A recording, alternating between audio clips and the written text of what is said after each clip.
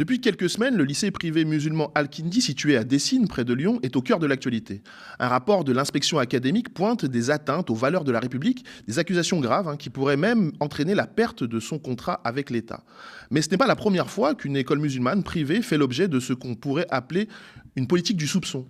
Les établissements souvent choisis par des familles pour leurs projets éducatifs et leurs valeurs se retrouvent régulièrement scrutés de près, parfois sur des critères qui semblent aller au-delà de simples questions pédagogiques. Alors, que se passe-t-il vraiment au lycée Al-Kindi? Comment vit-on ces accusations de l'intérieur quand on est élève, parent ou enseignant? Et plus largement, que nous dit cette affaire sur la façon dont la République perçoit les écoles musulmanes privées? Pour répondre à ces questions, nous discuterons en visio avec Rachida Brisa, professeure dans ce lycée, Lilia Bouziane, une ancienne élève de l'établissement, et une parent d'élève sera avec nous. Elle se prénomme Janine. Ensemble, on va essayer de mieux comprendre cette situation. Bonjour mesdames et merci d'être avec nous. Bonjour à vous, merci à vous de nous avoir invités. Avec plaisir.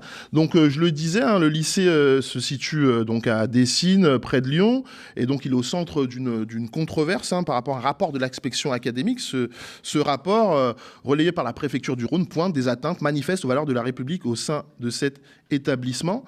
Madame Brisa, professeure dans l'établissement, comment vous réagissez à ces accusations concernant notamment des livres trouvés au CDI, jugés séparatistes ou djihadistes? Bonjour, merci de nous donner la parole et de nous demander comment se passe cette situation vis-à-vis de nos enseignants, nos collègues ou les parents d'élèves.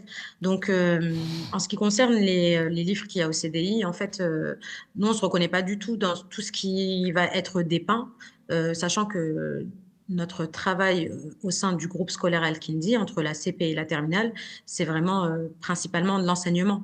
Donc, venir nous parler de séparatisme alors que notre travail de 8h à 18h, c'est d'enseigner le programme de l'éducation nationale comme partout ailleurs, c'est difficile à entendre et on ne se reconnaît pas du tout. Oui, d'ailleurs, je rappelle que depuis, ce livre a été retiré du CDI de l'établissement. Janine, je le disais, vous êtes parent d'élèves donc, dans cette école. Donc vos enfants ou votre enfant est en quelle classe? Et comment vous vivez cette situation actuellement en tant que parent d'élève? En tant que parents d'élèves, nous sommes très affectés et très soucieux de l'avenir d'établissement de nos enfants. Et je dirais même notre établissement, parce que Al-Kindi, les parents disent notre établissement, parce que nous sommes très attachés à cet établissement pour différentes raisons que je pourrais peut-être énumérer à la suite de nos échanges. Mais nous sommes affectés et très inquiets et en colère parce que ça ne reflète en aucun cas ce qui est enseigné ici à Al-Kindi. Lorsque nous récupérons nos enfants le soir, nous les récupérons des enfants comme tous les enfants des écoles de France. Donc nous sommes stupéfaits, sidérés, dans une incompréhension totale. Je le disais aussi en introduction, Lilia Bouziane, vous êtes une ancienne élève d'Al-Kindi. Est-ce que quand vous avez appris justement cette histoire, vous avez reconnu l'établissement, vous avez fait vos études? Je rappelle aujourd'hui, il me semble que vous êtes juriste, vous êtes passé par cette école privée. Est-ce que vous avez reconnu l'école qui avait été dépeinte, en tout cas dans ce rapport? Alors effectivement, là aujourd'hui, je suis à l'école des avocats, je suis élève avocate. Et quand j'ai vu les articles de presse qui dépeignaient en fait un tableau qui est loin de ma réalité, des années que j'ai vécues au sein d'Al-Kindi, je n'ai rien reconnu honnêtement. Je me suis demandé si c'était de bon établissement dont on parlait. Et c'est très orienté, c'est faux. Il y a beaucoup de choses qui sont fausses. Et c'est pas du tout ce que l'on retient d'Al-Kindi pour avoir vécu cette expérience-là. Nous, ce qu'on retient, c'est nos 100% de réussite au bac, nos 80% de mention au bac, vraiment des résultats académiques qui sont excellents. Faut pas avoir peur de le dire. Nous, aujourd'hui, on n'est pas en bas des bâtiments, on est tous insérés dans la société. Et pas intégrés parce qu'en fait, on veut nous faire croire un peu que les musulmans, que cet établissement, en tout cas, reçoit des musulmans qui veulent pas du tout s'intégrer. Or, ce n'est pas du tout le cas. On est pleinement ancré dans cette société-là et à aucun moment dans l'établissement, on nous demande à quel point est-on musulman et est-ce que même l'on est musulman. Et donc, c'est pour ça que moi, déjà, on ne m'a jamais demandé est-ce que tu es musulmane, est-ce que tu pratiques bien ta prière, etc. Donc, quand je vois les accusations qui vont beaucoup plus loin que ça, bah, ça m'interroge et j'étais très surprise. Et au-delà de ça, très, très peinée. Et l'ensemble des anciens élèves d'Al-Kindi sont très peinés. Ça nous a tous réunis et on est dans l'incompréhension totale et on ne reconnaît pas du tout notre établissement à travers ces articles. Oui, effectivement, hein, car il est bon de rappeler que les résultats du lycée Al-Kindi sont excellents, hein, c'est un des meilleurs du Rhône, il n'y a même pas photo, et pourtant dans le Rhône, il y a des grandes écoles comme le lycée du Parc et autres, et Al-Kindi rivalise largement avec ces établissements. Madame Brisa, les contrôles de l'inspection académique, vous y avez droit souvent, et comment ils se passent en général? Mais en fait, régulièrement, chaque enseignant peut avoir une inspection comme partout ailleurs, ou bien à l'issue de son stage pour être titularisé. Les inspections sont très régulières dans notre travail, que ce soit dans le public, dans le privé catholique ou musulman, ou peu importe. Donc, les contrôles jusqu'à présent, ils se sont passés très bien. La preuve en est, la grande majorité de nos enseignants sont titulaires. Ils ont fait le master adéquat et ont passé des concours d'État pour pouvoir y enseigner. Donc, les inspections pédagogiques sont régulières et au contraire, ça nous permet d'améliorer notre pratique en nous donnant des conseils et c'est pas quelque chose d'inquiétant d'être inspecté. Et est-ce que vous... Euh, Allez-y, oui. j'allais dire, est-ce que vous comprenez du coup pourquoi il y a autant que ce rapport dépeigne cet établissement-là, étant donné les résultats que vous avez par ailleurs dans... Ben, en fait, les inspections pédagogiques, elles ont été régulières jusqu'à présent, que ce soit des inspections organisées ou des inspections inopinées. Une fois qu'on a les rapports d'inspection et qu'on nous dit, voilà, les marges de progression, sur quoi on doit s'améliorer, etc., ben, on fait en sorte de s'améliorer, comme partout ailleurs. Et dernièrement, l'inspection, on se demande, est-ce qu'elle est là pour faire en sorte qu'on s'améliore ou est-ce qu'elle est là pour sanctionner? Et jusqu'à présent, les inspections étaient toujours là pour qu'on puisse s'améliorer. Dans le cadre de ce contrat-là, justement, on est toujours accompagné pour s'améliorer. Et là, dernièrement, on se demande est-ce que ça nous permet de nous améliorer ou de nous sanctionner?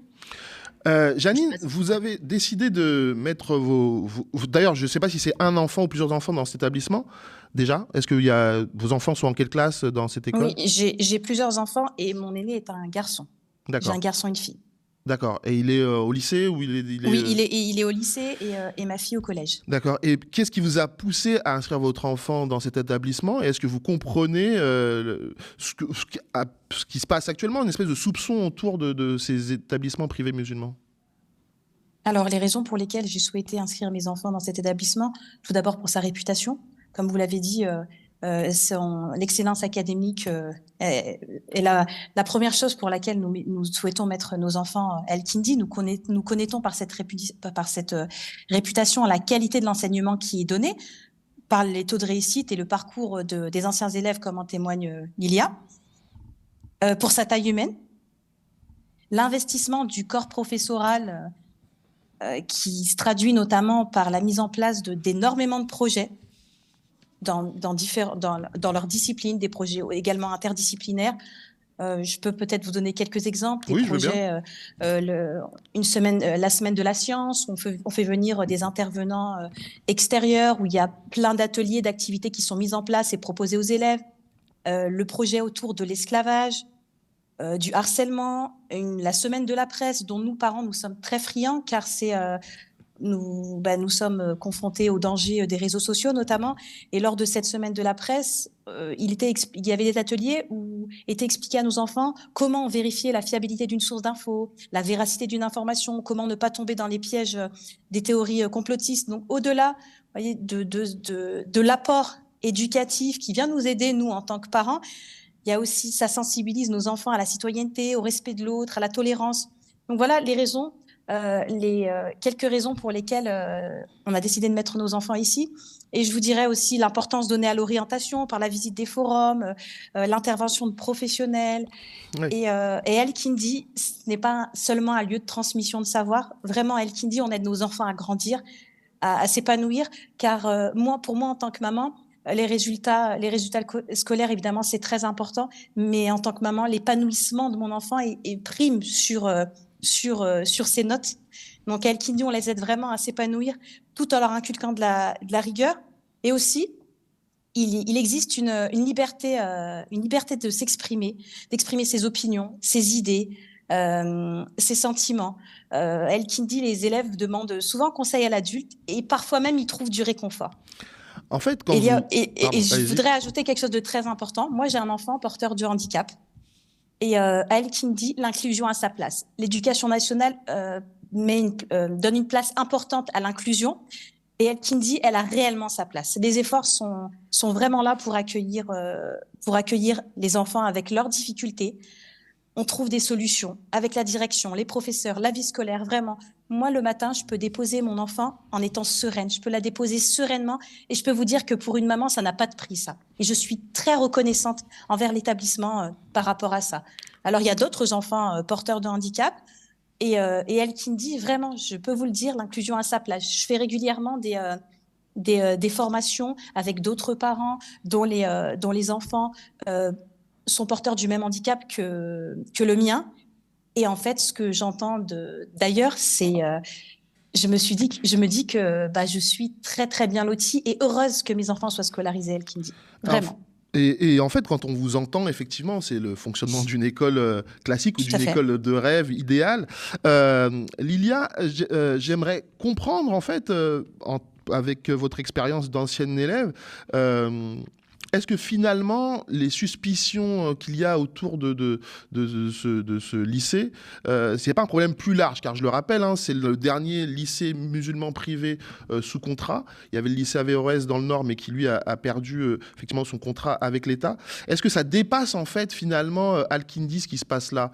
Est-ce que ça concerne d'autres écoles musulmanes? Et est-ce que c'est la manière dont on perçoit les écoles musulmanes privées en France et plus globalement les musulmans?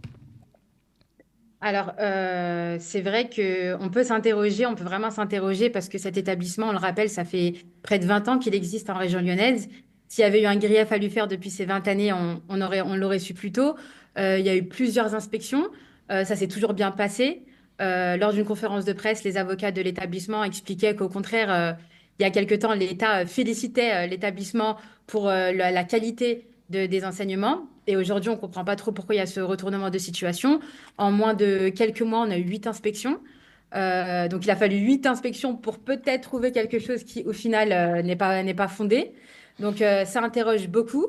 Moi, je m'inquiète plus pour le message qu'on renvoie à la jeunesse, en fait, parce que je pense aux élèves actuels et je me mets à leur place parce que j'y étais il n'y a pas si longtemps que ça. Et je me dis, si moi, tous les jours, en fait, en venant à l'école et qui vit ma vie normalement, enfin, comme une Française, comme une citoyenne, tout simplement, qui vient pour apprendre et réussir dans la vie, si j'apprenais ce qu'on disait de mon établissement et que je voyais donc de mes propres yeux, que je constatais que tout était faux, le message qu'on leur renvoie à cette jeunesse, il est très, très violent. Je pense que c'est pas bon. Ensuite, à la décision de la préfecture, elle n'est pas prise. Il y a eu des suspicions. Faut avoir le bon soupçon, hein. On va se dire qu'il y a eu des Ouais. suspicions et on les a rassurés comme on pouvait. Les avocats et les responsables de l'établissement l'ont fait. Donc, on a bon espoir et on espère que ce soit que un malentendu, malencontreusement un gros malentendu et que tout ça soit réglé parce que vraiment l'établissement il est dans une logique de médiation et il veut se faire accompagner par l'État. Attention, c'est bien pour ça d'ailleurs tout à l'heure vous parliez du retrait des ouvrages au CDI.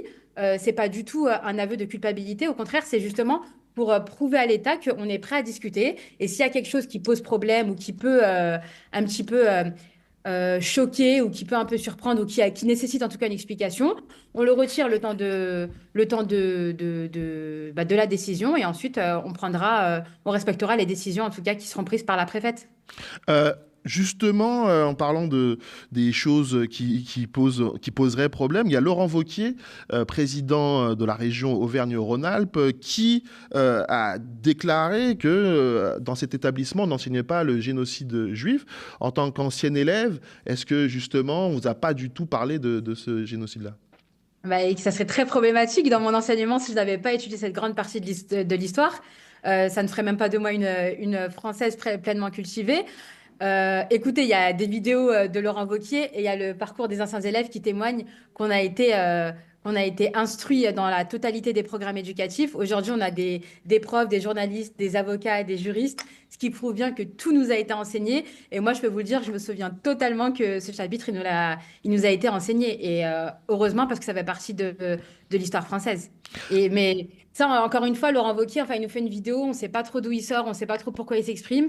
Il lâche comme ça une phrase, on n'a aucune preuve. Alors qu'à contrario, nous, on a les cahiers des élèves qui témoignent que ça a bien été étudié. Donc vraiment, là, c'est vraiment lâcher des bombes pour en lâcher. Mais non, non, tout le programme a été entièrement étudié et enseigné. Ouais, d'ailleurs, le lycée Al-Kindi a porté plainte contre Laurent Wauquiez. Madame Rachida Brisa, qu'est-ce que vous craignez pour la suite si jamais le contrat avec l'État venait à être retiré? La première crainte, ce serait la dislocation de l'équipe enseignante, en fait. Parce que le fait que l'État se retire complètement et rompt le contrat d'association de la CP jusqu'à la terminale, ça fait que les nombreux titulaires ou contractuels qui sont là, qui ont l'habitude de travailler ensemble et qui ont été affectés dans cet établissement, soient éparpillés dans toute l'académie de Lyon. Donc ça, c'est la première inquiétude. Et l'inquiétude est grande dans le sens où de nombreux enseignants sont là depuis un moment et on suit les élèves. Par exemple, l'année dernière, c'était la première année où j'avais suivi des élèves de la 5e jusqu'à la terminale. On leur inculque un savoir, on leur transmet des choses, on les voit évoluer de la 5e jusqu'à la terminale et l'aboutissement, c'est de les voir s'épanouir, d'avoir d'excellents résultats, des mentions très bien, des félicitations du jury. Et après, ben, il y a des générations encore qui passent, on a les petits frères, les petites sœurs. Donc, ce que disait la parent d'élève, c'est que on a un établissement à taille humaine qui suivons les élèves de près et avec leurs particularités, on essaye de mettre des aménagements et l'équipe est particulièrement engagée. Le premier impact que ça va avoir et auquel je pense en premier, c'est la dislocation de notre équipe, la perte de moyens qui va pas nous permettre de travailler dans les meilleures conditions, alors que les élèves qu'on a en face de nous, ils sont pour certains porteurs de handicap, pour d'autres et pour une grande majorité des élèves boursiers, ce qui n'est pas commun pour un établissement privé. Quand au collège, on a 59% de boursiers, au lycée, on peut atteindre 53% de boursiers. Quelle école privée en France a ce taux de boursiers? Donc, on se dit que ces élèves-là n'auront plus l'accompagnement qu'ils ont et on s'inquiète et pour le corps professoral, pour toute l'équipe en fait éducative, pour que ce soit la vie scolaire, les enseignants, les employés et pour nos élèves aussi auxquels on s'est attaché parce que on leur enseigne des choses, on leur transmet un savoir de la CP jusqu'à la terminale et on se dit comment toute cette communauté va être disloquée. Et pour qu'on comprenne, hein, peut-être que tout le monde n'est pas familiarisé avec tout ça, qu'est-ce que ça apporte à un établissement comme le vôtre d'être sous contrat avec l'État par rapport, il y a des écoles privées qui sont hors contrat. Vous, si vous êtes sous contrat, qu'est-ce que ça vous apporte et que vous n'aurez plus concrètement demain si ça s'arrête? Mais en fait, le fait d'être un établissement sous contrat avec l'État, c'est que l'État affecte des enseignants dans cet établissement. Chaque fois qu'une classe est sous contrat, ben, c'est des enseignants du rectorat ou de l'Académie de Lyon qui y sont affectés. Donc là, par exemple, on a des enseignants qui peuvent travailler à la fois à El-Kindi et dans un établissement privé catholique. Il y a de nombreux enseignants qui sont dans ce cas-là. Ça voudrait dire que dans les établissements privés catholiques, ben, ils font très bien leur travail, il n'y a pas de problème. Mais à Al-Kindi, ils ne feraient pas bien leur travail, alors que notre seule boussole, c'est le programme officiel de l'éducation nationale et le bulletin officiel. Donc, euh, en fait, en retirant le contrat, l'éducation nationale n'affecterait plus d'enseignants dans cet établissement et l'établissement deviendrait hors contrat. Alors que jusqu'à présent, presque en 20 ans de vie, les enseignants y sont et pour la plupart, ils restent. Depuis presque 12 ans maintenant, on a des enseignants qui sont affectés par le rectorat. Ils ont été affectés parce qu'ils ont suivi le cursus Oui, master classique. concours, parce ils ont une grande expérience et ils ont les diplômes adéquats. Janine, si jamais, c'est pas ce que je vous souhaite, mais l'école perdait son contrat avec l'État, est-ce que ça changerait quelque chose pour vous, pour vos enfants? Vous les changerez d'établissement ou comment ça se passerait concrètement pour vous? Est-ce que je peux me permettre de donner une petite précision sur ce que Lilia disait tout à l'heure? Oui, bien sûr, allez-y. Notamment par rapport à ce que, aux De accusations qui Laurent sont faites à Wauquiez? Al-Kindi. Croyez-vous que nous, parents, laisserions des professeurs ne pas aborder certains chapitres alors que nous nous soucions toujours de savoir si le programme est bien terminé lorsque nos enfants vont se présenter le jour Oui. du brevet ou du baccalauréat? C'est inconcevable. C'est inconcevable. Comme je vous l'ai dit, on met nos enfants ici parce qu'on veut le meilleur pour eux. En effet, au niveau du résultat scolaire, je vous ai parlé aussi d'épanouissement. Au départ, quand on parle d'établissement scolaire, évidemment, on parle de résultats scolaires. Donc, pour nous, il est inconcevable de laisser des professeurs ne pas aborder, de ne pas laisser. C'est inconcevable pour nous. Voilà, vraiment, Oui, inconcevable. Donc, ces accusations, c'est très difficile pour nous d'entendre ça. Parce que nous nous sentons, nous aussi, parents accusés d'une certaine sorte. Mais oui, en plus, non, si je je me peux doute. me permettre d'intervenir. Bien sûr. Par rapport à ça, justement, au-delà d'enseigner le programme, Al-Kindi veut vraiment nous créer un devoir de mémoire, puisque là, ces dernières années, il y a eu des visites qui ont été organisées, par exemple, dans la maison d'Ilieu. Donc, c'est un lieu de mémoire et d'éducation pour comprendre le génocide juif. Donc, on va au-delà même du programme pour que vraiment les élèves soient au courant de ce qui s'est passé et comprennent l'histoire de France et l'histoire du monde en général. On a eu aussi un appel d'offres qui a été fait par la métropole. Al-Kindi a participé. Et c'était pour organiser un voyage à Auschwitz. Donc, c'est bien la preuve qu'on est pleinement impliqué et qu'on ne nie pas cette partie du programme et encore moins de l'histoire. Et oui, et en plus, il rejoint ce que vous dites, ce que les enseignants disent. Ce serait dommage de vous priver d'une partie de l'histoire alors que vous avez des examens en fin de cursus où certainement vous serez interrogé là-dessus. Et vous ne pourriez pas avoir 100% de réussite au bac. Donc, du coup, je vous repose la question, Janine. Si jamais tout ceci va au bout de ce que proposait le rapport de l'inspection académique, vos enfants, justement, votre fille, votre fils, comment ça va se passer pour eux selon vous? Ce serait difficile. Aujourd'hui, mon choix se porte à rester, à laisser mes enfants scolariser à Al-Kindi pour toutes les raisons que je Oui, bien sûr. vous ai évoquées auparavant. En effet, ils ne pourraient plus bénéficier du contrôle continu pour le brevet et pour le bac, sachant que c'est une grande partie pour le bac. Donc, ça mettra les élèves en difficulté ou peut-être que ça leur apprendra des choses dont aujourd'hui, c'est difficile pour nous aujourd'hui en tant Ouais. que parents. C'est très difficile. La décision n'a pas été prise. Donc, pour le moment, on est un peu stupéfait, en colère et dans l'incompréhension totale.